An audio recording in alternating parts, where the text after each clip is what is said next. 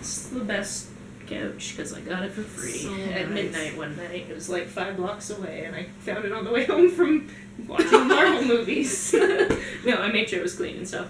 But it's always hard in Fernwood because there's always free shit everywhere, and there's always free couches. But then you're like, no, that's definitely been rained on. But I had gone by that spot on my way to the bus stop, gone and done my thing, come back. It hadn't rained that night. Come back at midnight, and there's this couch. I'm like, I can pick that up and walk that for 5 blocks. Why not?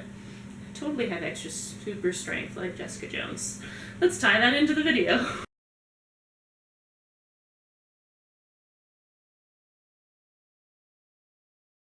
Yeah, spoilers. Lots of spoilers.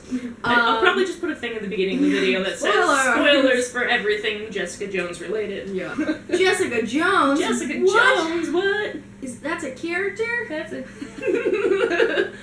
Hi YouTube, it's Kathy, and this is Monica. Hi! What? I'm not usually here. No, nobody's usually here when I film things. Alright, so this is the first in hopefully a series, assuming I will get other humans to come to my house and do this with me. It's the first in a series called Drink With Me. I like that we both freeze-framed. In which I just get people to come to my house, we drink some beverages, and we talk about a mutually decided on topic. And this week we're talking about Jessica Jones! Jessica Jones! Jessica Jones! Jones! Call me Jessica Jones! Also because I'm kind of a giant nerd, you might know this about me. I tried to match my beer to our topic today. I didn't have the best of luck. I couldn't find a bourbon-flavored beer, and I didn't want to buy a bottle of bourbon because I like scotch and I don't want to have shitty bourbon. So I got a great barley wine instead, which is basically a 15% beer, or what are you? Yeah, a 10.4% beer, which is, you know, something Jessica would drink, I guess, if she drank beer. We'll go with it. It's also called Critical Hit, which is super nerdy. I love this. Yeah. It's, the D20 at the top. D20 Yeah. is so cute. Yeah. And I have a ginger ale.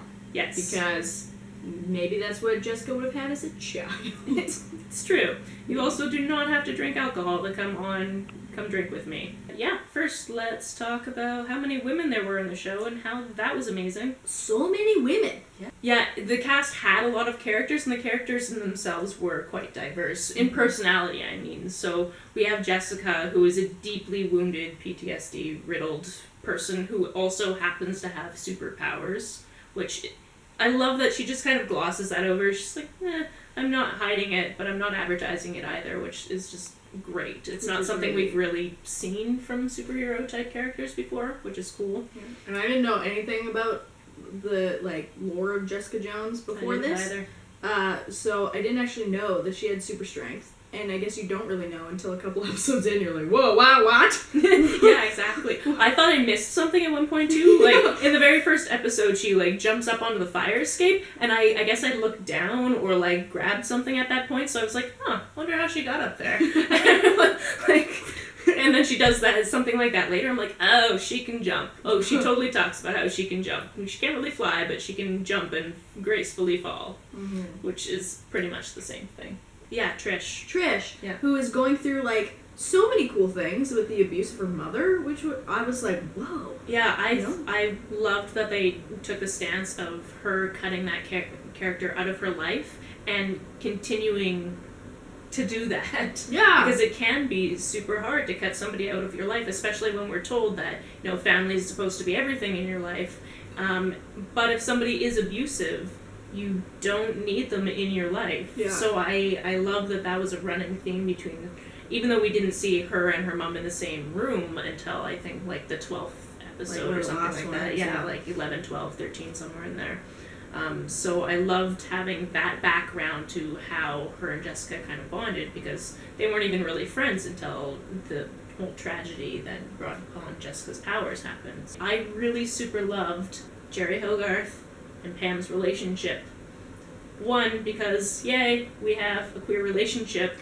Queer women! Yay! They exist! Who knew? We had that relationship, but then we also have Pam, who could have been such a throwaway character, could have been such an insignificant nothing of a character, but she totally has a great backbone. So, Hogarth proposes, and she says, no, I would love to, but you need to finish your divorce first. And there were just so many instances of her standing up for herself, and I absolutely loved that about Pam. There was a lot of humanity within that, like, whole love triangle. There totally Well, it was. wasn't really a triangle, but it was like one relationship was ending, another one was beginning, but everyone has voice and agency, which is really neat. And, like, to see the struggle of Wendy. I felt so heartbroken for Wendy. But yeah, the whole, like, death of Wendy at the end was just, like, brutal to watch. And it's like, how did it get this far? What is happening? And that's all, like, to do with mind control, too. Which, like, they didn't... You see what happens when their choice is taken away. I think if we're, like, on the point of diversity of characters, well, I would really have loved to see more women of color. Yes. And I think that's a critique that lots of people on the internet have said of, like, there was a lot of strong women, and most of the cast were women, which was like, whoa, you know? But I don't think there was, like, one woman of color that was a huge character. Yeah, like, you can you can call Reva a huge character plot-wise, but you can't call her significant screen time speaking-wise a huge character. Yeah, speaking, exactly. Because she didn't really have any lines that I can actually remember. Problem. Yeah, and then Gina was another character of color, the one that was sleeping with Luke, but was married, and he didn't know. Right. But that's, I think, the only... I just did a rewatch over the last week and a half, so I'm trying to get things fresh in my mind. But, yeah, also not a significant character. And this also bleeds into... There are significant personalities portrayed throughout it, but when we get down to body type... Yeah. There's not significant diversity in body type at all, and that is definitely undershadowed by one of the voiceovers in the very first episode where Jessica Jones is waiting to spy on Luke, which is kind of creepy, guys. Let's just throw that out there. And she sees the person on the Stairmaster who gets off the Stairmaster and starts eating a burger, and she just says, 2 minutes on a Stairmaster, 20 minutes on a burger.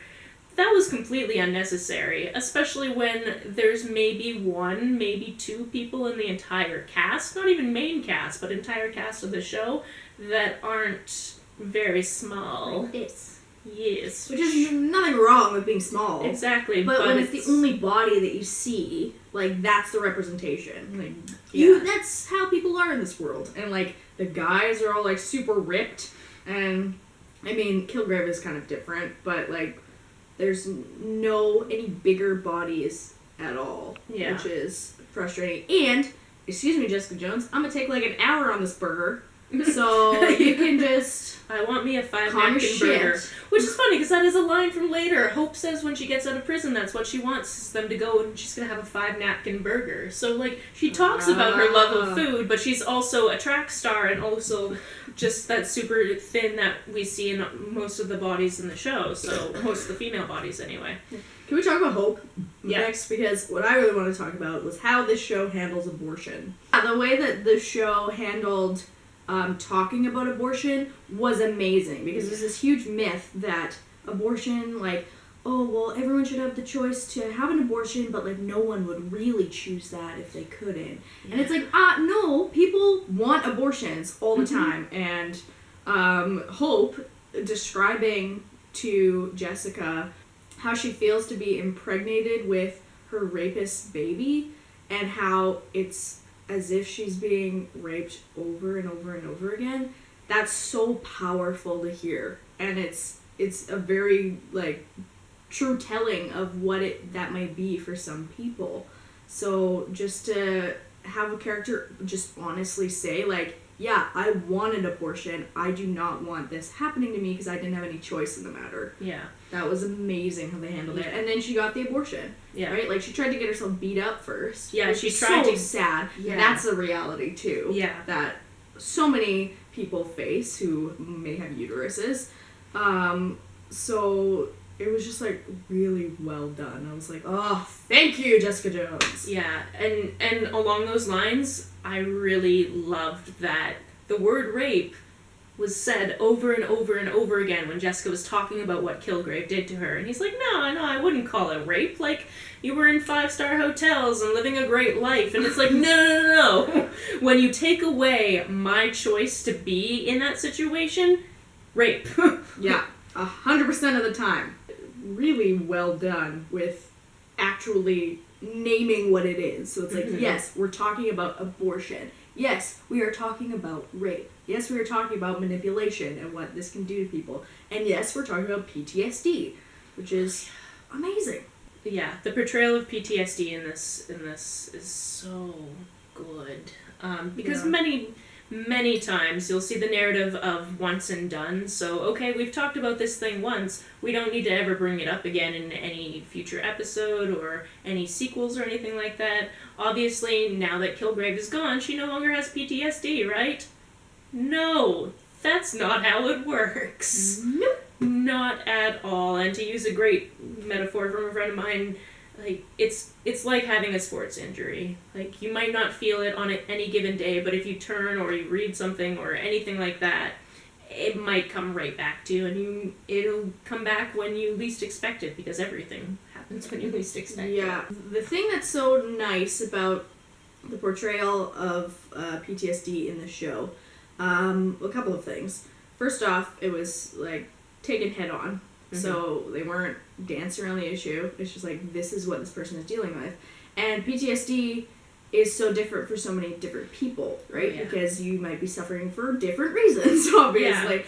Yeah. So it was nice to see how she as a character reacted and how that changed throughout the show, which is really great. But also, I think what's nice about the show is that it was finally a show that was not accessible to everyone. And what I mean by that is that not everyone has experienced this, and that's okay. So it doesn't, like, shows don't always have to be for you. Yeah. You know? So I like watching that. I deal with some PTSD, but not the same as what Jessica Jones goes through. So watching it, I'm like, I can relate with this character, but not in that way, and that's totally okay, because that's a different form of representation that I personally don't need, right? So that's where, like, the conversation about representation is so important, because, like, you know, if there's no women of color, you need that representation. If there's women of color everywhere, then great, we're represented, or whatever. Yeah, I thought of one other person of color who was in it, was Rosario Dawson's character, which is a crossover from Daredevil. I was super happy there was crossover. Oh, that was... Yeah, so that... She was so great. I loved her. I haven't seen Daredevil, though. Oh, yeah, go see Daredevil. I don't think it was gratuitous, which was neat about it, but it was very disturbing when it happened, especially the violence that, like, Kilgrave inflicted upon people, like, what he made them do. It's like another great visual representation of just how bad manipulation and rape is. Like, the fact that he can make people do whatever he wants. Yeah, his every will. Yeah, that was an interesting scene when Kilgrave was like, do you know what it's like to watch everything that you say? There are moments where you can almost sympathize with Kilgrave. And the show does that on purpose to show us that is exactly how you can start to be manipulated, right? Oh, yeah. There's nothing wrong with having sympathy for someone, but it's when someone uses that and uses different tactics to change your view of reality or whatever. So there was a couple of moments where it was like, oh, I see what they're doing. They're fucking with my head, you know? Which was like scary. Trying to, because that character is actually such a master manipulator, and you could see it in the way that Tennant portrayed it as well. You couldn't see him trying to act these ways. You could see his character realizing, this is a thing I could do to get this specific person to do what I need them to do. With Hogarth, so he's in that containment center, and Hogarth's on the other side, and because he had Jessica's phone while they were in Jessica's family house together, he kind of knew that there was something going on with Hogarth's ex. So he took that and kind of tried to figure out, like, how can I get this to be something I can use? I can get this person to let me out because I can promise that I'm going to help them, and then I'm not. You can see a lot of the things that he comes up with. Like when new people come into that place where he's being kept, he freaks out like he's the actual victim. If he hadn't been the force of murder for so many humans, he wouldn't be in such a position. So it's it's unorthodox to have him trapped like that, but having powers is unorthodox. Yeah. One of my favorite moments from the entire show was in the last episode, when Jessica Jones is pretending that he can control her, and she's looking at Trish, and that beautiful moment when she says, "I love you" to Trish. And, like, Kilgrave's like, ha ha ha, I'm Goater, ha ha ha, ruining everyone's life because I'm a shitty asshole. And she just, like, kills him. Like, yeah. Which was just so amazing. It was, like, the most satisfying because, again, like, we're not focusing on, like, a heterosexual romance, which is really cool. We're just focusing on the relationship that was established in the beginning of these two women who love each other very, very much. Yeah. That was really awesome. And I like that the focus was never on, like, there was this fling that she had with Luke, but it's not the driving force of the show. It just shows that people have desires and they have sex and stuff, which is great. True. If it's consensual. Brother and sister that lived down the hall.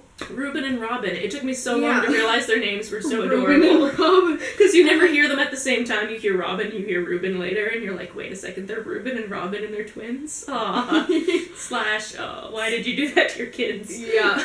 And like so they had this like bizarre relationship where they lived together, and I think they were like having sex with one another or whatever. I don't think they were having sex. I think they were just I think they were just loud and arguing about stuff, and she took that as like them having a weird like they like to argue. I remember if there was like a scene where they had some like clothes off or something. I don't remember. Well, he was walking around without pants, but that's like a thing you can do with your siblings, I guess. I've never walked around in front of my brother without pants, but I guess that is a thing that some siblings do. I can see how they were like trying to draw the parallel almost of another character who is very controlling and manipulative. Oh yeah, because Robin totally is. Yeah, and it was like really hard to watch because it's just like, oh god. Yeah. Because those people don't know sometimes that they're doing it. And I think that was a good case of like, Kilgrave knows that he's doing it, this woman doesn't know. Yeah, she doesn't, and she thinks she's helping. Like, he can't tie his shoes without my permission, that's why he wears flip-flops. Like, what? Like, I'm sure he could if you gave him the agency to make choices for himself. And then, like, it was really sad when Reuben ended up getting murdered. I was really upset about that because he was such a cute little character. Yeah, he was an adorable character, and I think that's part of why, like, it was such a shock. It was especially a shock to Jessica Jones because she's like, this is just a neighbor of mine that has, like, nothing to do with anything, and he's never hurt anyone. He's such a harmless human. Another hard thing for, like, anyone who suffers from PTSD, if you're in a situation where you think that you're affecting other people, like, or that something might be your fault, that's huge for people who suffer with PTSD. Like, so hard to deal with, because, you know, it's that kind of out-of-body, not having control of the situation, which Jessica Jones definitely showed us in that. She was like, I really don't have a control over this, and just a couple times where I think she was like, yeah, I got this, I'm fine. I've got this, I have a plan, I've got an idea, and then it goes to shit, and then she just keeps trying to make it better, which in its own way proves her super heroicness in this whole line of, you don't need to be a superhero, you do need to be a superhero. It's, you don't need to put on a specific costume and pick a superhero name to be a hero. Everyone can be a hero in the moment. Yeah. Which I love that theme all the way through. Malcolm was really cool. He was a really interesting character. Yeah, because he like started out as like an addict, but then you found out what was behind that and how Kilgrave was just an asshole. And then when he wasn't on drugs, it was like, whoa! Yeah, when he got back to like the way he was before he was Kilgraved. Yeah, he's just as heroic as any other character. He's wanted to help people his entire life. He wanted to be a social worker. He's going to work into that, from my understanding. Or at least, I love how the series ends with him answering her phone, how can we help? Because it totally sets up the next season. This was the origin story of why she's going to be such a popular PI in the future as she's gone through all this stuff, and I think it's going to be much more episodic in the next seasons, but I don't know. I don't know what they're writing. That's what I assume based on the ending. Yeah, I wondered that. I was like, I wonder what like because I don't know the universe at all. So. Which is a delight to me. Like, I purposely didn't look into the universe at all. Yeah. Because I want to be surprised by it. Yeah, today when I was looking up, like, what Jessica Jones wears, because if you hadn't noticed, I tried. Look at my boots! Yeah, she tried. She got boots. So I'm, like, wearing, like, half of something that Jessica Jones would wear. But I looked up, I think, Jessica Jones' outfit, and then, like, the comic book character came out with, like, an outfit, and I was just like... Was it that white thing that Trish had in that one flashback? Like, and her name was Jewel? Or she was like, that should be... Maybe. I didn't catch that, all right. though. But yeah, I've wondered about that myself. Yeah, it was white, and it probably had, like, a little bit of purple on it. Whoa. Yeah. It's gonna make me go back and, like, watch again. Because I was, like, planning on watching a couple episodes beforehand. Never. No, it happens. I'd like to talk a little bit about the casting of David Tennant as Kilgrave. I thought it was the greatest casting choice to take somebody who's kind of a sex icon and kind of like that boy next door kind of person. As you see him in Doctor Who, he's a very tame, nice, would never hurt anybody on purpose type of person, and you put him into a role like this, which he did masterfully, and it's just another undertone of proving that anybody, if they were in the kind of mindset to want to manipulate people, could be a manipulator, even if on the surface they look like a wonderful human being. Yeah, absolutely. And I mean, David Tennant is just such a good actor. Yeah, it's funny because independent of each other, we both tried to dress a little bit in the style of Jessica Jones, but I don't really have, like, it was astounding to me that I actually had light colored jeans because I generally do not wear them. And then I don't have a leather jacket, so I decided I'm like, I'm gonna do a mashup of Kilgrave purple with Jessica Jones jeans and put on some makeup. Oh, that's what I wanted to talk about. How her makeup is always flawless, and it bothers me just a little bit. Are her lips naturally that color? She have natural eyeshadow? I'm really confused by her. Just really confused. Because Jessica Jones as a character does not... She seems a little bit like me in that she would not put on just daytime makeup. She seems like a person that would just be too busy for that nonsense. Yeah. Yeah. Right. So it was a little bit of a stark contrast for me to always see her perfectly made up and have it like never smear when she's fighting or like she's waking up and it's still perfect. So that was only slightly jarring to me, but that's probably because I don't wear makeup unless I have to or I'm doing something like this. And I was like, I'm going to dress up for Monica's channel because she wears classier things than I do. I wear t-shirts, she wears whatever is pretty. I only wear like something cool on the top and then the bottom's always sweatpants or pajamas. So I'm never showing that. And like I've definitely worn pajamas on my channel before. I'm like, oh, people can see that. Meh, whatever. Also, like, her clothes always look really clean, but she doesn't look like the person that did laundry very often. Yeah. So just little things like that, which is totally fine. Like, it's TV. I understand that it's different. Like, things are going to be clean, that type of thing. But yeah, it was a little bit jarring for me to be like, yeah, she doesn't seem like the type of person that would put on perfect eyeshadow that I definitely can't do, or like actually put on lipstick and keep touching it up throughout the day. Right. Because I'm sure half my lipstick has come off during this video as I'm drinking this beer. Like, I don't wear lipstick very often. I dressed up for your channel, and that's the only reason. Yeah. Oh yeah, speaking of which, I did a video on Monica's channel, and now we're recording the video for my channel, so I will put links down in the doobly-doo to the video that I did with Monica. We were talking about women in nerd culture on Fistful of Feminism. So go look at that if you want to. Yeah! Subscribe if you want. Do it, she's good. It can't even be called a beer, it's a barley wine ale because it's such a high alcohol content. Whoa. Yeah, and I figured high alcohol content, Jessica Jones. Perfect. Yep. She pretty much runs on this stuff.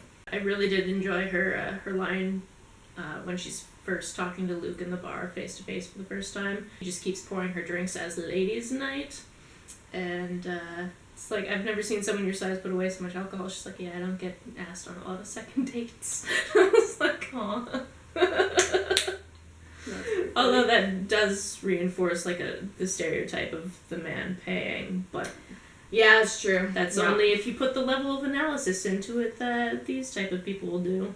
We didn't really talk about it when we were talking about like representation or diversity or whatever, but there weren't any like out trans folks. It's important to note that like there are trans folks everywhere in your everyday life who don't necessarily need to say that they're trans all the time. Oh yeah, totally. Like I was watching Kat Black's videos for forever before I knew she was trans. I'm like, oh, that's an interesting fact about you. Yeah. And I continued on with my day. There's no such thing as passing or whatever. So there definitely could have been a character in the show that was trans, which would have been really cool, or non-binary or whatever. Yeah. But because we're looking at television through a certain lens, and it's not stated for us, the common sense knowledge that we've been taught is going to tell us like, oh, well, everyone is cisgendered then. Yeah. So it's the power of the TV show to like illuminate us. So there's a queer relationship. We knew there was a queer relationship. We knew they were queer. Yeah, and it was great because they didn't do it in a very I have to come out type of way. Yeah, they just were. Yeah, they just were. And you're like, oh, okay, you're having a relationship with your secretary. Oh, you also have a wife. Oh. Cool. And I love that they did that in the same episode. So you're like, oh, I see what's going on here. So, I mean, it still has more seasons to prove to us that it can be more diverse. Yeah. And cast more than just white cis women. But you're really great, Kristen Ritter. You are really. Yeah. It's like, is that her last name? Kristen Ritter. No relation to John Ritter. I looked this up because for some reason I assumed they were related, and then I looked it up and I'm like, no, they're not related at all. There are people that have the same last name sometimes. I don't come across this in my day-to-day life because my name is super weird and nobody else has it. Literally. I've been another Ogden. But yeah, there is no other Kathy Trithardt. If you look it up, it's just me. Thanks for having me, Kathy. Oh, you're very welcome. I love this space. It's so great. You'll see it in my video on my channel. This wall will be on more than one channel. It's exciting to me because I love my wall. My channel's Monica Ogden 12, so come find me and visit feminism. Yeah. I'll do a card above her head. There'll be a link in the description or the doobly-doo. I'm looking at it right now. That's right. So yeah, subscribe if you enjoyed this, like it if you liked it, and of course share it if you have any friends who also really enjoyed Jessica Jones or have critiques of Jessica Jones, which is sometimes the same thing, because let's not lie, I liked it. Did you like Jessica Jones? I loved it. Okay, good. So I assumed, good. But I figured I should ask. Yeah. Yeah, and leave comments below if A, you would like me to do another Come Drink With Me, B, you would like to have Monica on this channel again, and C, if you have any other comments about Jessica Jones. Say bye, boots. Bye. Bye, but Jessica Jones boots. Still not drinking. Still not drinking.